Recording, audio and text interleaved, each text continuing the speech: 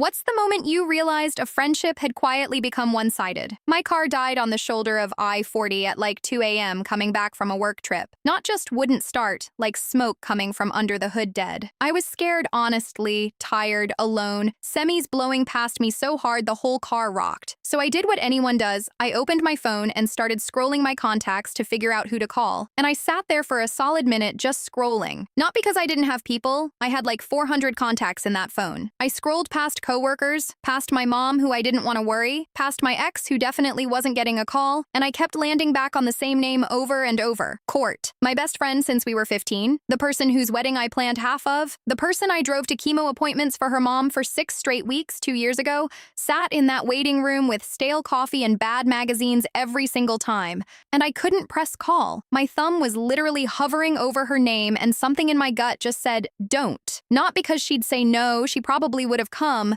but I knew, somewhere under the panic, that this wasn't a two-way street anymore, and calling her at 2 a.m. felt like asking a stranger for a huge favor instead of asking my best friend. I ended up calling a guy I'd been on maybe 4 dates with. He drove 45 minutes in his pajamas with a phone charger and a granola bar like it was nothing, didn't even complain, just handed me the granola bar and said, eat something, you look pale. We waited for the tow truck sitting on the guardrail and he kept making dumb jokes to keep me from crying, and it worked mostly, and the whole time I remember thinking, I've known this man 3 weeks and he's out here in his pajama pants at 2 a.m. and my best friend of 15 years didn't even cross my mind as an option I felt safe reaching for. He dropped me home around 4 and I told him thank you about 6 times because I didn't know what else to do with the feeling in my chest, and he just said don't worry about it, that's what people do. That's what people do. That sentence sat with me weird. Like it was supposed to be simple and normal, but it made me realize how not simple and not normal it had become with Court. I didn't sleep. I laid in bed staring at the ceiling fan going around, and my brain just started doing this thing where it pulled up old memories on its own, like a slideshow I didn't ask for. I thought about the day we met. Freshman year, both of us assigned to the same lab table in biology. Both of us too awkward to talk to anyone else, so we just started talking to each other. I thought about how she used to sneak out her window at midnight and walk 2 miles to my house just so we could sit on my porch and talk about nothing, boys, teachers we hated, what we'd name our future kids.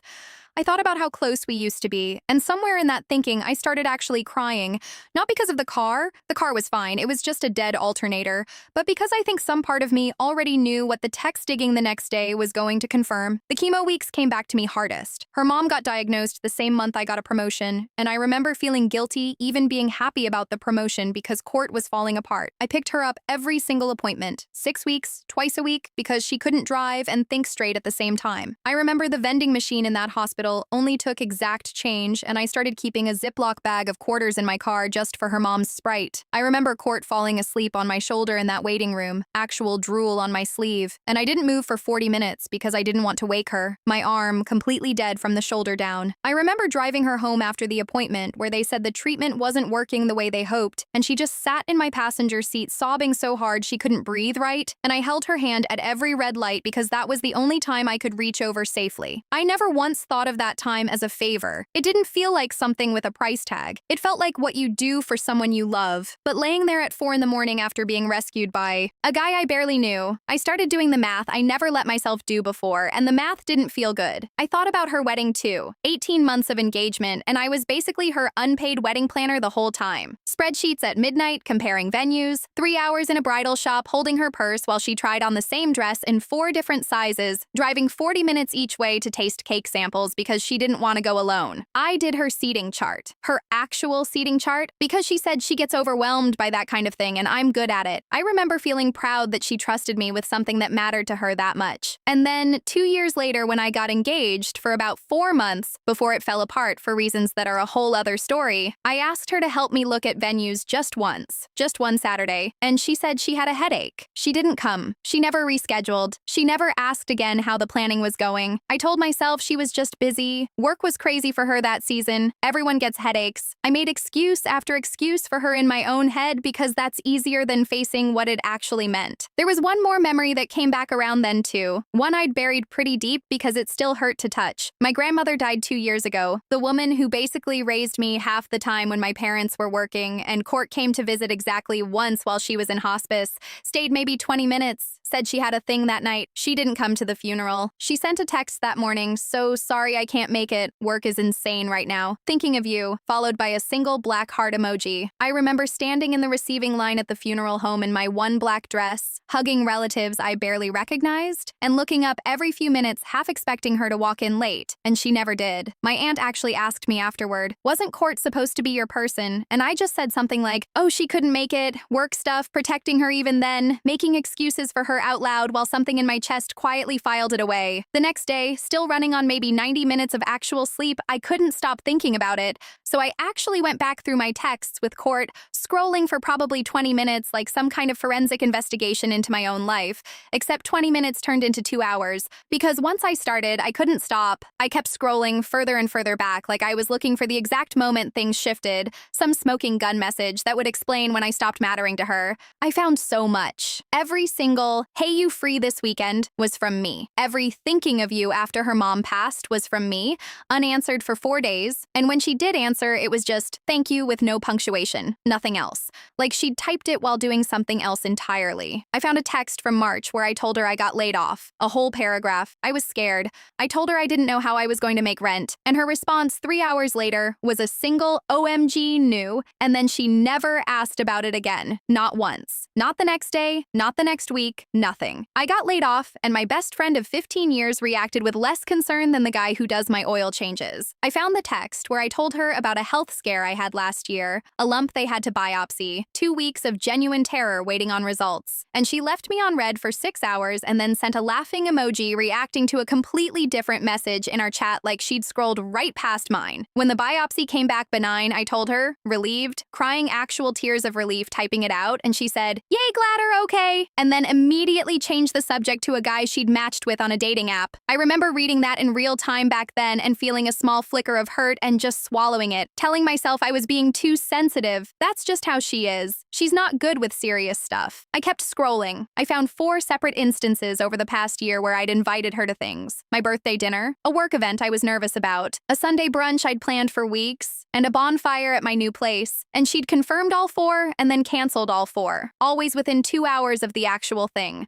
Always some version of something came up, so sorry, we'll do it soon. We never did it soon. I found 0 instances, actual 0, of her inviting me to something first in the last 8 months. Every single hangout in that stretch, I was the one who texted first, picked the place, picked the time, followed up twice to confirm because she wouldn't respond to the first text. And then I found the thing that actually broke something open in me. A screenshot she'd sent me back in like February, meant as a joke, a screenshot from a group chat with some other girls where somebody had asked if Court wanted to come to a weekend trip, and Court said something like, "Maybe, depends what else is going on that weekend." Totally normal, except I scrolled up in that same screenshot further than I think she meant for me to see when she cropped it, and there was a message above it from one of the other girls asking who else was coming, and Court had listed off like 6 names. People I didn't fully recognize, people from her new job probably, and my name wasn't anywhere in that list. It wasn't malicious. It wasn't like she was talking bad about me. It was worse than that in a way. It was just that I genuinely hadn't crossed her mind as someone to include. I wasn't excluded on purpose. I just wasn't there at all. Like I'd already quietly stopped being someone she thought of first. Right after that, I did something a little pathetic. I'll admit it.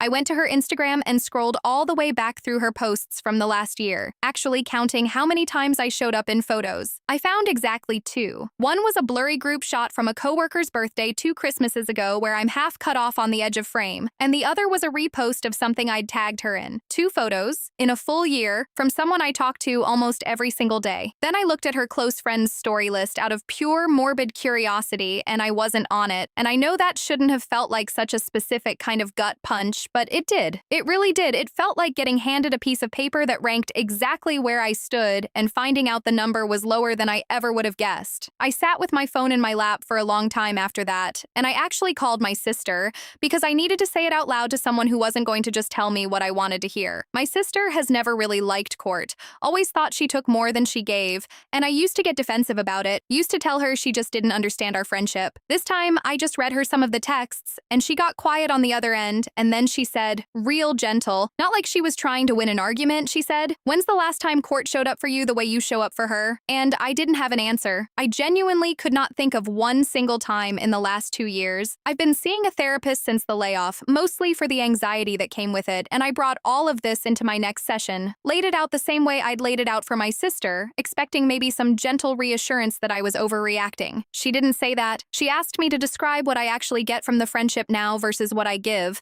and I sat there for a solid minute unable to name a single thing I currently get, present tense, get, not got, not used to get. Everything I could point to was years old. The porch nights, the biology lab table, things from when we were 15 and 17 and 20, nothing recent, nothing from the last 2 years that wasn't me giving something and receiving a shrug back. My therapist used this phrase that's stuck with me since. She said, sometimes we keep loving the person someone used to be long after they've stopped being that person to us. And grieving that is allowed even if nobody died. I cried in that session more than I had in months. Not really about Court specifically anymore. More about realizing I'd been so scared of losing the history that I never let myself see the present clearly. I thought about texting Court that night. I actually opened our chat and started typing something out. Something honest. Something like, hey, can we talk? I've been feeling like our friendship has gotten really one-sided lately, and it's been hurting me. I deleted it, retyped it 3 different ways, made it softer, made it more direct, deleted it again. Part of me wanted her to prove me wrong so badly. Part of me wanted her to read that and immediately call me crying and apologize and mean it, but another part of me, the part that had just spent 2 hours reading years of evidence, already knew how that conversation would probably go. She'd get defensive, or she'd cry and make it about her intentions instead of the actual pattern, or she'd apologize in the moment and then nothing would actually change because nothing ever had before. Not really. There'd been smaller versions of this conversation twice in the last 3 years, and both times it fixed things for maybe 3 weeks before we slid right back into the same shape. So I didn't send it. I decided instead to do one last test, not to be petty, more because I needed to see it with my own eyes instead of just in old texts. I texted her,